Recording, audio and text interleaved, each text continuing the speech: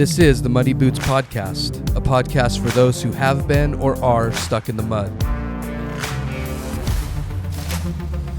Building a community of those who are with each other all the way.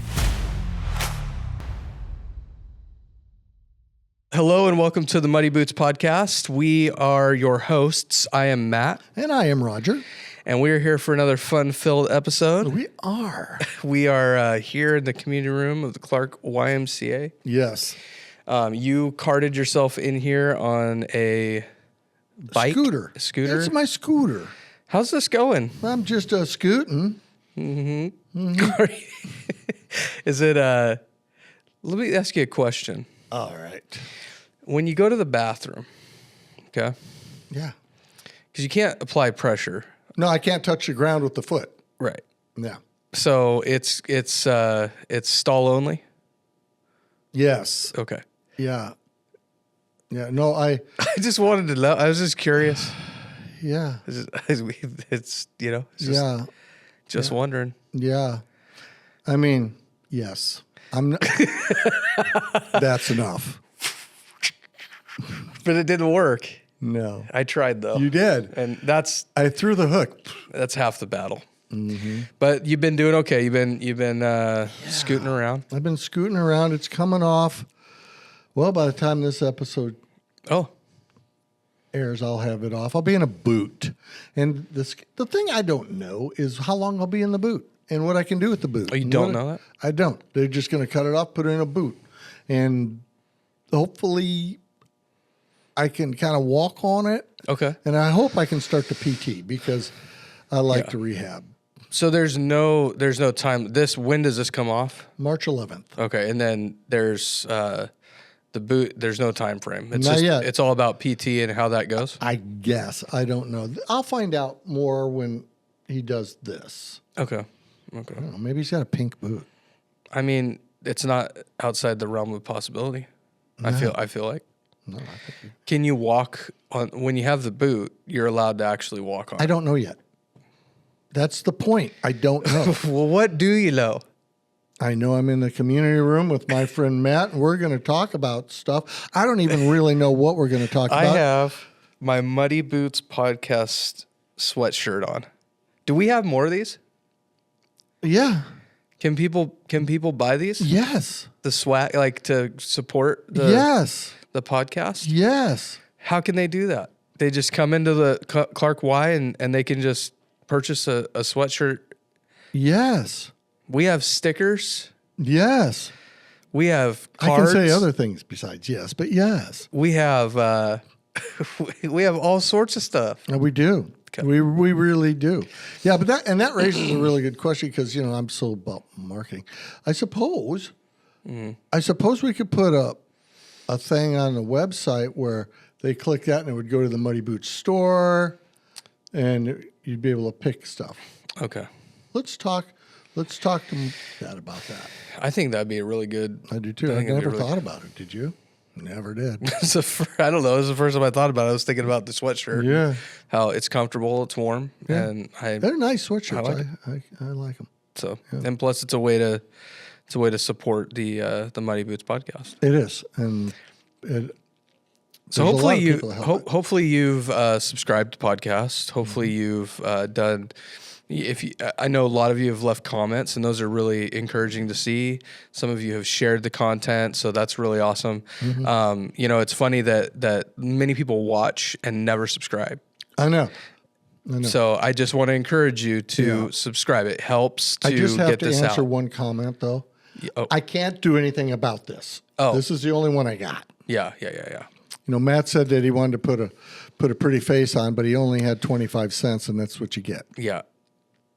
Sorry. Yeah. Also, there's some other comments. We've had several comments.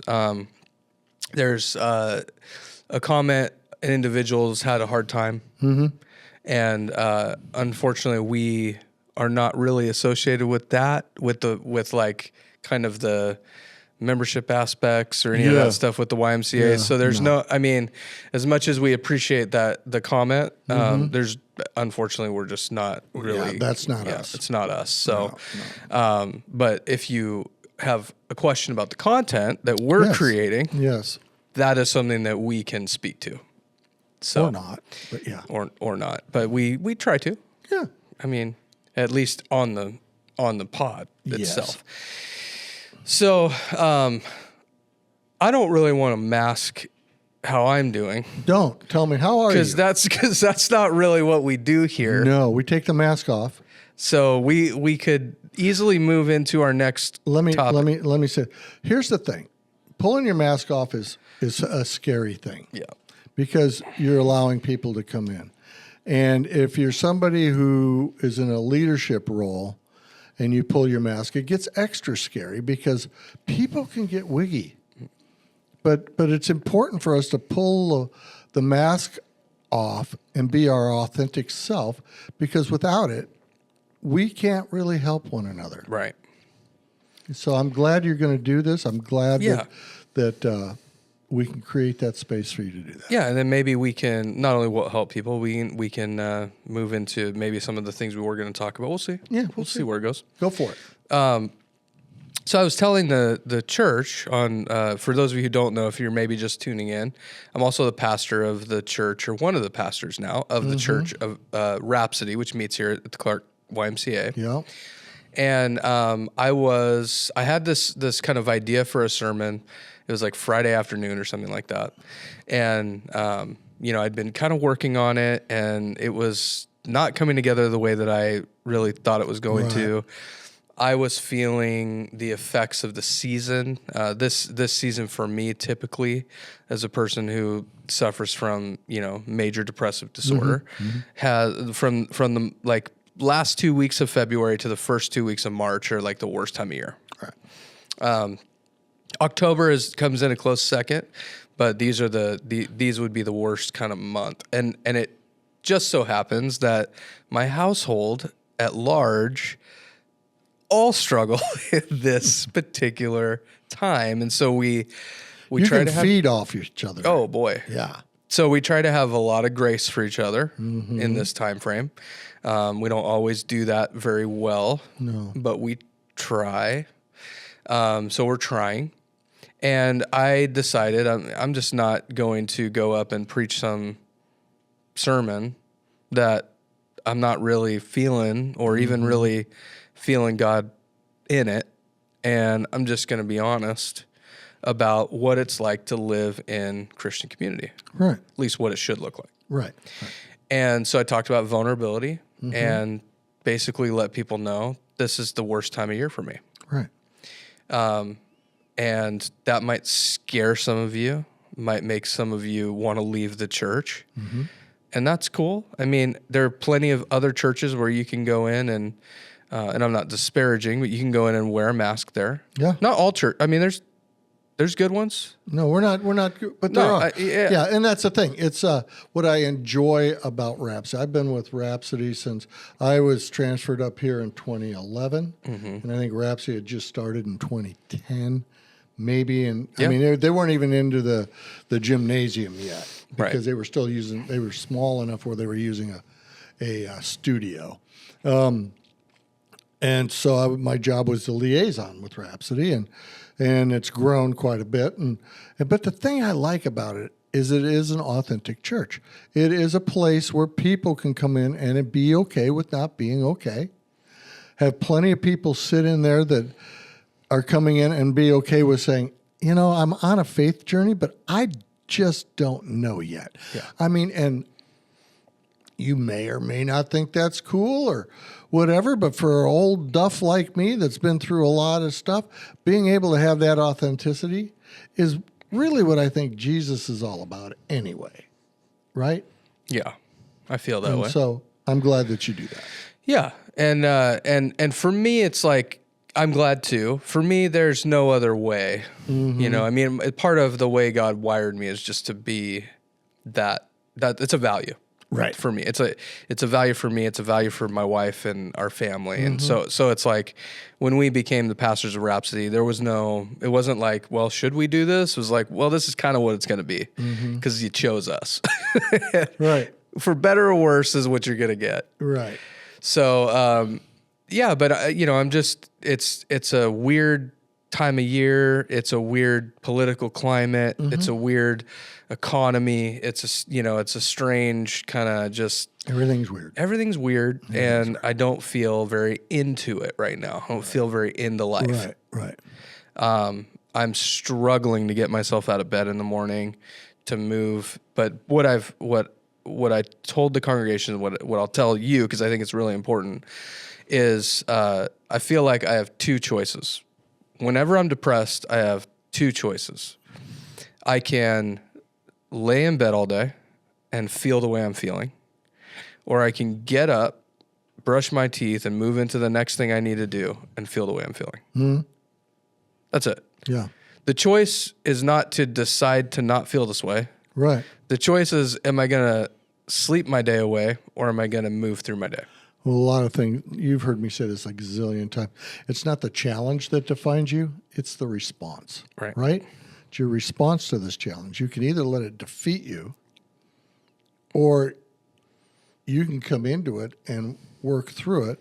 And the beautiful thing about Muddy Boots is if you get to where you're feeling pretty stuck, you got somebody come alongside that'll help walk you through the mud. Right.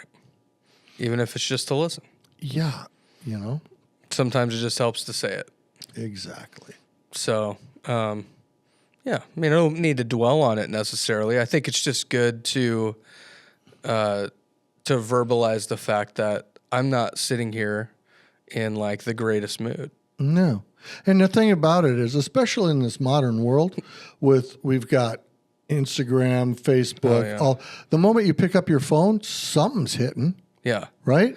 And it's not going to help you. No. And you turn on the TV.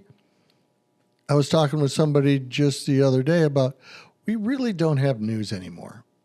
We have opinions.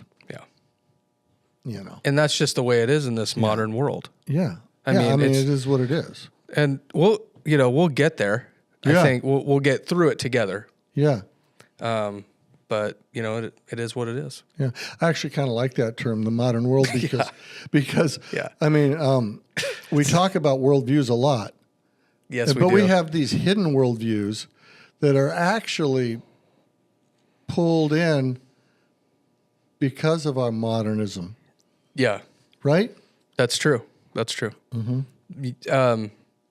Whoa, that's weird. You have a book right next to you. Right next to me, yeah. About hidden worldviews. I do. So, for a long time, I taught worldviews and identity with a university, and part of it was how these worldviews can be perverted and changed through something we don't even realize we're doing. And it's because these are hidden worldviews that can actually come in and play with and parasite onto major worldviews and change what that worldview actually looks like to others. Oh, interesting. Yeah.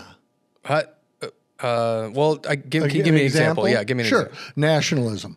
Nationalism is great. Well, let me say this. It's okay to be proud of your country, be a patriot and all of this. Nationalism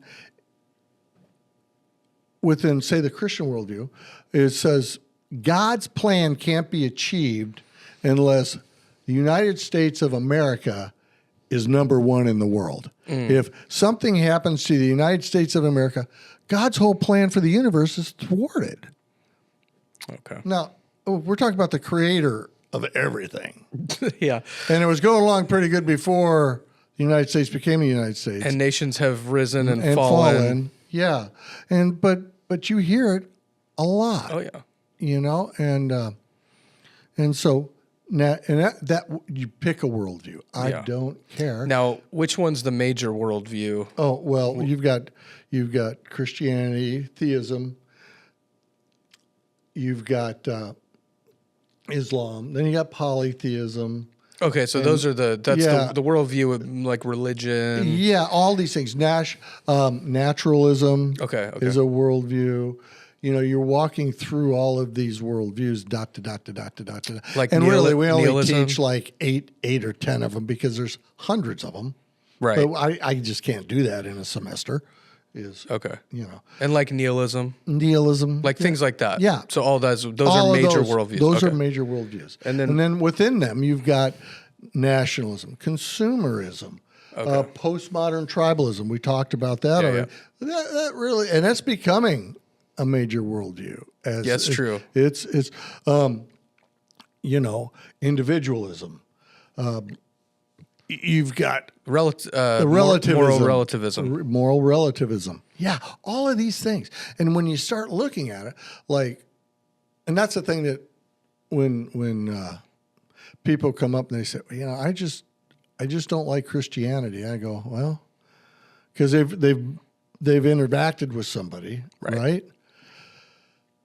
Well, yeah, but that somebody's probably, when you sit down with it, it's like, okay, you know, and if you're not a Republican, well, you're going to hell. Right. Which I always thought was funny because the Democratic Party owned the Christian majority until basically Like Reagan. Yeah. You know, I mean, when you look back at it, moral relativism, everything's okay. We can, you know, we can have our worldview, but you know, if you're okay. God's just love. You know, consumerism. I love this one. Every plastic bottle. When you're done with it, what do? Recycle. You throw it away. You don't keep it. Yeah. Right? That's consumerism. Okay. You can have all these major worldviews, but you come into a little bit of tension with a friend or whatever. Yeah. Do you work through it, or do you just go, I'm out. I'll go get another one. You know? I mean, you see how it all works. Yeah. Well, nowadays, some people do say, oh, they cancel. I'm done with you and I'll find another one. And you know what? And here's the thing with some of that is sometimes that's what you need to do. Sure. You know, If it's toxic, right? No, it's toxic or whatever. But these are just the things that, and it's really interesting, you know? Yeah.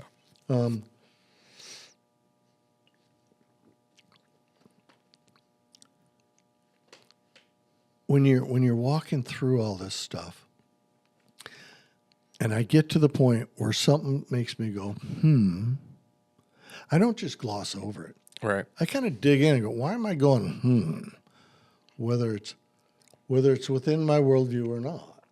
Right. Why did it make me go, Kind of like whenever you hear the word therefore, you better go back because they said something before the therefore. What's it there for? Yeah, what's the therefore?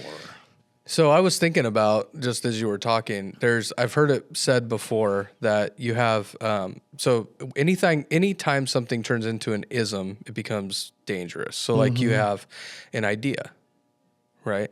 And then you have an ideal, which is a little bit further, right? Because that's the proposed right thing, the ideal thing. And then you have idealism, which is taking an ideal and making it like God, like making it the thing. Yeah. So maybe talk about that. Like, how do things become, like ideas are great. Oh, yeah. Ideals are, Well, you can strive to be something. but idealism gets to a dangerous place. So how does. how do we progress things to that level? Like what, or why do we maybe? Yeah, well, that's a great question. We'll stay within my worldview, Christianity. It's a journey. It's not you don't ever arrive this side, Yeah. right? You don't. When you hit an ism, you've arrived, man. And then you become what? Judgmental. Because by golly, I've got this figured out. And not only do I have it figured out, I'm acting out exactly the way I'm supposed to act out. And I please God all the time. And so I can stand back and look at you and go, yeah, no. And, there's things all over the Bible about, remove the plank out of your eye before you, right? All of these things, Yeah. There was one, I had a person talk to me the other day about Ephesians, and it says, you've been chosen by God. And they were really kind of funky with it because they were like, wait a minute. Okay, what if what if have I been chosen, or do I just love a God that doesn't love me back? And And they I'm got like, hung up on the chosen. part. Okay. Yeah. And I'm sitting there going, yeah, well, that's not exactly how that works. Yeah. You know, when I went into full-time ministry, I was chosen by God. How was I chosen by God? I could not do it. I couldn't do anything else. You could not do it. I couldn't not do it. But it wasn't like he was hitting me over the head with a hammer. Right. It was literally, I had to do this. There's a conviction. The conviction was strong. It wasn't like you can't come to church until God chooses you. Right? You know, when you went into ministry full time, same thing, right? Yeah. You even said it. God chose me. Yeah. Yeah. You know, it doesn't make your life easy. No. A lot of times it makes it harder, but that's how it works out, you know, and to hear somebody struggling with, you know, that's where we have to be so careful. Not all of us should be teachers, right? Mm-hmm. It's better to have a millstone tied around your neck and tossed into the sea than to take one of my children and make them depart me, right? Yeah. So be careful. Be very careful with the words that come out of your mouth when you're talking God. Right. So how do we? I kind of have a two-part question. I'll ask the first part, which is because what comes to mind is when you don't know what you don't know, right? So it's why they have the left tackle, right? Mm-hmm. It's the blind side tackle. Yep. It's the one who sees the thing that's coming at you that you can't see. I can't see the booger in my nose that you tell me I need to pick before. No bats in the belfry. That's right. So I don't know possibly some hidden worldviews that I'm operating from. Yeah. Making life much more difficult for myself and others. Mm-hmm. So the first question would be, is there a way to kind of identify those? I mean, what do you teach in that? Like, how do you take that first step? Well, and that's a great question. And this would actually, if the church is courageous enough to do it, you know, we have Bible studies and all. We have all that stuff. How about a study of hidden worldviews? How is this affecting the community that I'm within, right? I mean, it's nationalism. And I look at it and I go, and I know I'm going to upset some people, but why is there a U.S. flag in the sanctuary? Why? It's God's room. Right. Why do we have to, you know, I mean, things like that. Consumerism, right? How are we interacting with each other? Individualism. Here's a real American one. Pull yourself up by your bootstraps. If you've got a problem, if you're a little depressed, if you've got something going on, Matt, just pull yourself up. Right. You know? Right. Just come on.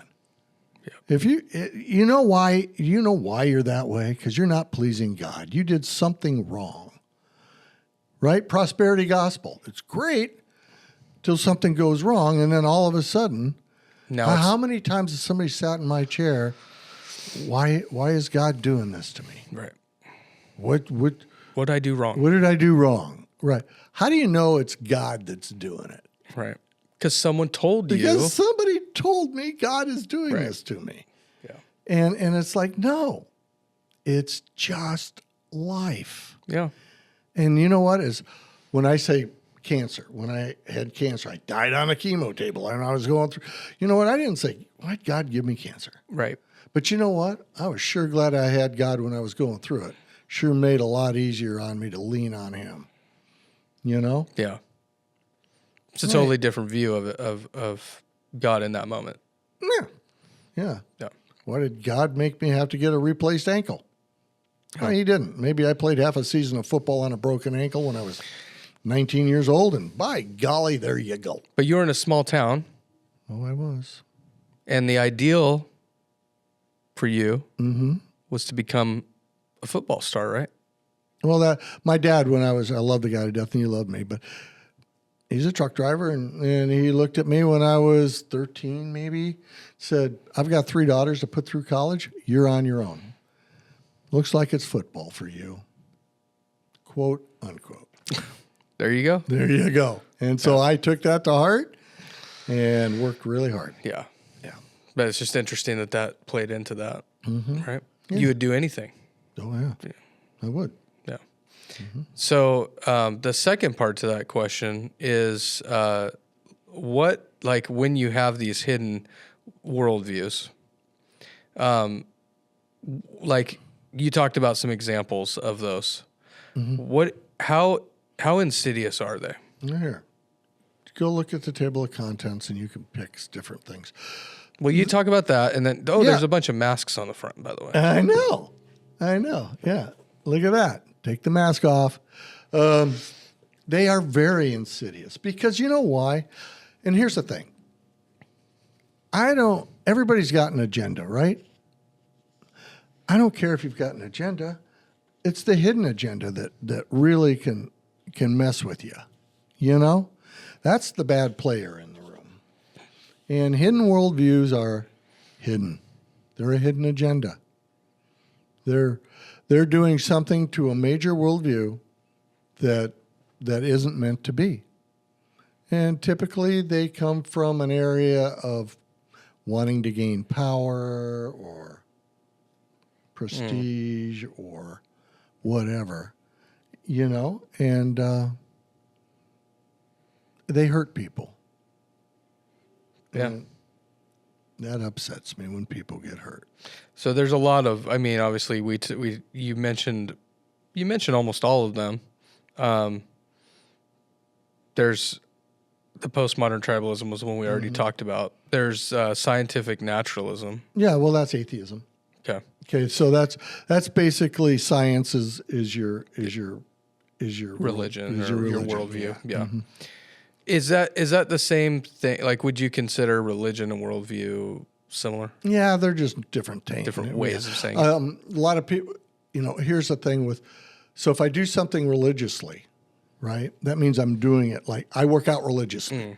I'm going to do the same thing over and over and over, right? I'm going to do. Like this is part of who I am. Who I am. Yeah. My worldview is how I see, interact, and perceive the world around me. Okay. So. And they're bad. What? The hidden ones? Views. Sure. I mean, they pervert things. Yeah. I hate to say bad or good or lay judgment, but what they do is they pervert the original. Okay. See what I mean? That's a great way to say it. Yeah. It perverts the original. Okay. And so that's where that is, And a lot of depression and anxiety gets pulled out of that. Oh, sure. I mean, wow. So we get out of it by...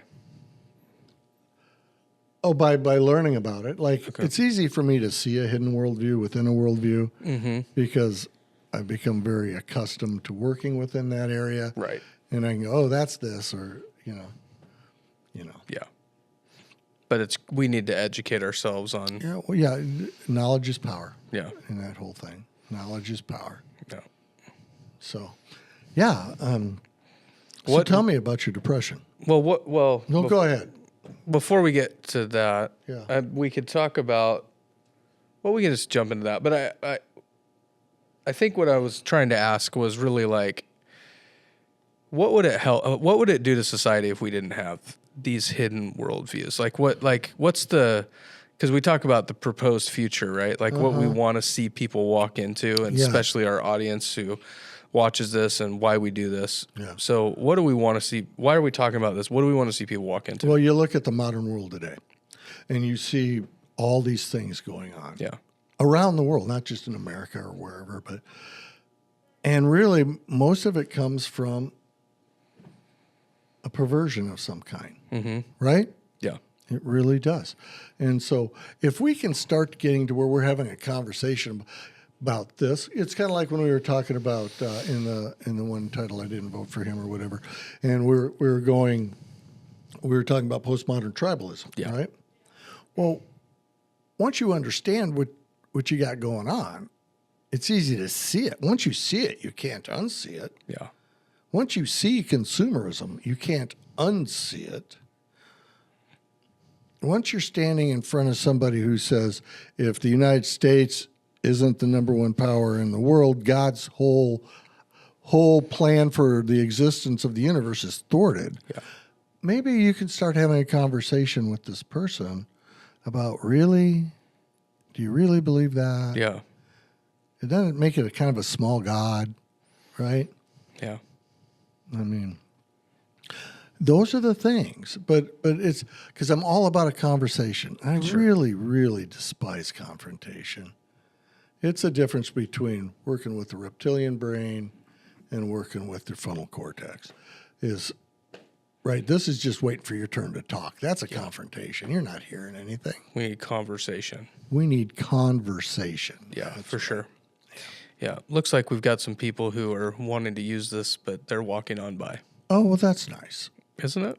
Because we have this reserved for our podcast, right? Well, we do, but if they wanted to come in and whatever. Yeah, they could watch. They could watch. I mean, we could have a live studio audience. You want to do that? Do a laugh track and all of it? Wouldn't that be awesome? Wouldn't that be just fun? Yeah. Wow. It certainly helped with my depression. Because I feel like in this modern world, there's not enough laugh tracks. No, but here's a cool thing about the modern world is before the Industrial Revolution, we didn't have laugh tracks. That's true. You could put one in. That's true. I know. Before the printing press, there was nothing. None of this. No, nothing. Yeah. Nothing. So there is something to be said about the modern world. Yeah, you got to love it. You got to love the modern world. Anyway, we're probably at the time. I think at the time. I don't need to really say anything more, I don't think, about my depression. Okay.